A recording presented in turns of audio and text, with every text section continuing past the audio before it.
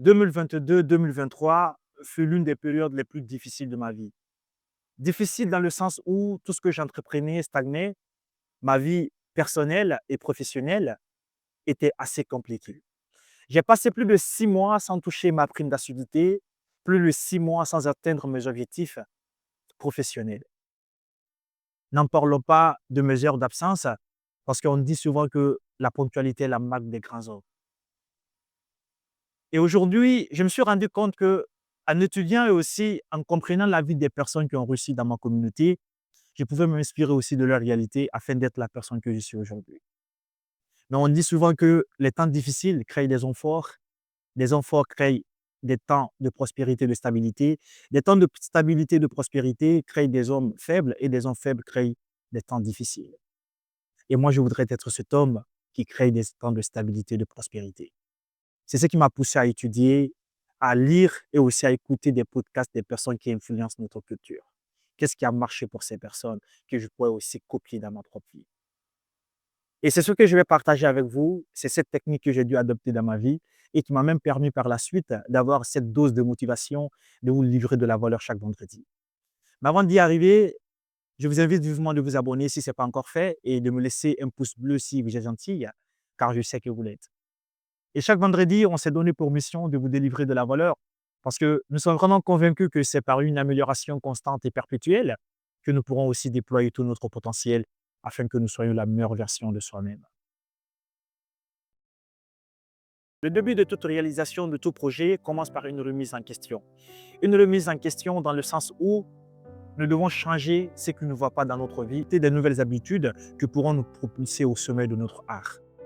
Mais pour cela, il faut une décision claire et nette, sans équivoque, pour nous permettre d'être la meilleure version de soi-même. Apprendre ses compétences, d'avoir une longueur d'avance sur le commun des mortels. Alors, les 7 techniques sont, le premier, c'est l'automotivation positive. On ne se rend pas compte du pouvoir des mots, on ne se rend pas compte de l'impact des mots sur notre subconscient. Or, la vie et la mort sont au pouvoir de la langue. Et tout ce que nous disons a une influence sur notre vie. Cela est transféré directement de notre conscient à notre subconscient. Ce sont des affirmations positives, ce sont des discours intérieurs qui changent le cours de l'histoire de notre existence. Notre vie est gouvernée en 97% par notre subconscient. Alors notre conscient donnera des ordres à notre subconscient et nous donnera un équivalent physique. L'une des techniques qui est employée par les gens, c'est l'affirmation positive, la répétition des mots valorisants et qui nous mettent aussi en confiance. La deuxième technique, c'est la visualisation. L'imagerie mentale est l'un des leviers les plus importants pour changer le paradigme de sa vie, pour donner un sens à sa vie. Selon la psychologie de l'image, ce à quoi vous pensez chaque fois, vous deviendrez cette personne tôt ou tard.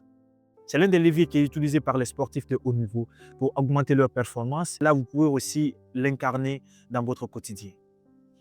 Ce sont des pratiques et des théories de tous les jours qui nous permettent d'arriver à ce sommeil.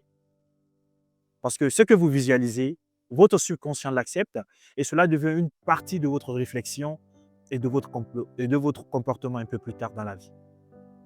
Le troisième, c'est d'agir en conséquence. Peu importe les affirmations, peu importe notre visualisation, peu importe tout ce que nous pouvons vraiment idéaliser aujourd'hui, et sans action, il serait très difficile pour nous d'arriver au sommet de notre art. On dit souvent qu'une once d'action vaut une bonne théorie. C'est l'action qui différencie ceux qui accomplissent des grandes choses dans la vie et ceux qui ne font rien dans la vie.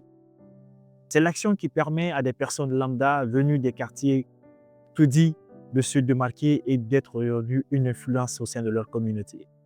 On dit que l'action, c'est ce qui rend l'impossible possible, le possible probable et le probable réalisé.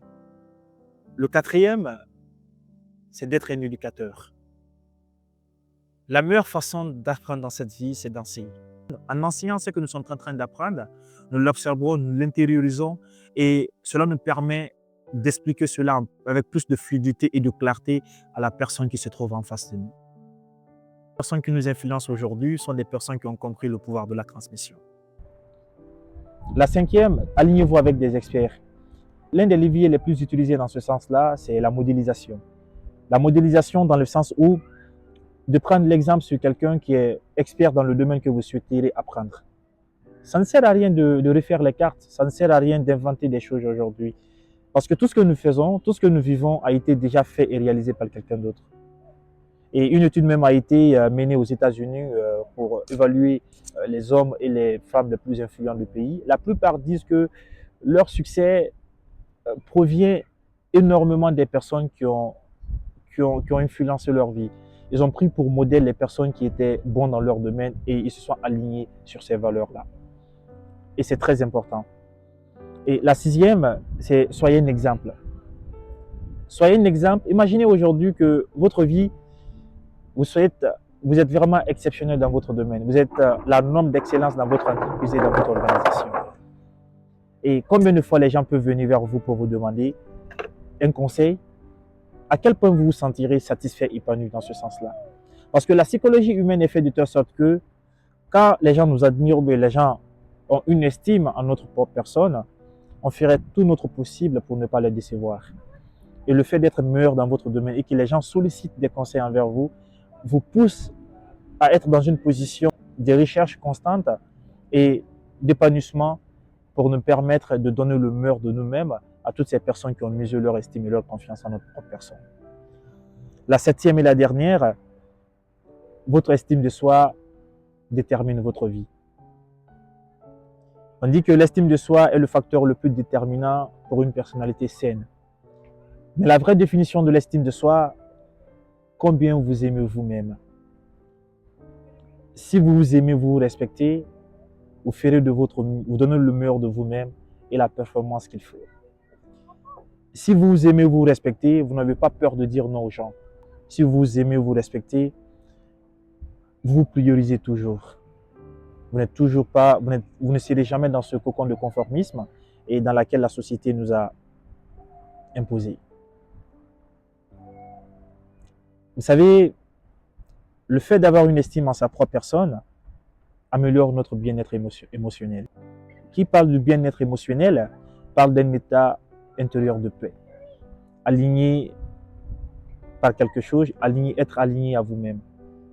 Et ce qui nous permet de gagner en confiance et aussi accroît notre valeur personnelle.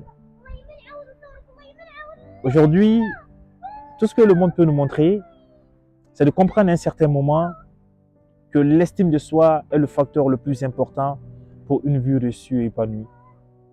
Et c'est ce qui nous permet d'être une personne assez vivante. Et dans cette vidéo, pourquoi je le dis, on avait commencé la vidéo, on a été coupé par la sécurité. Pourquoi? Parce qu'on n'a pas pu avoir une autorisation pour faire la vidéo. Mais j'ai marché pour trouver la solution adéquate pour que je puisse faire cette vidéo. Rien ne pourra vous arrêter. Rien ne pourra vous arrêter pour réaliser vos rêves.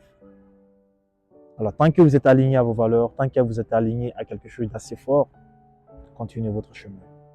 Parce que tôt ou tard, ça finira par payer. C'était votre frère, votre ami Karamoko Kamara.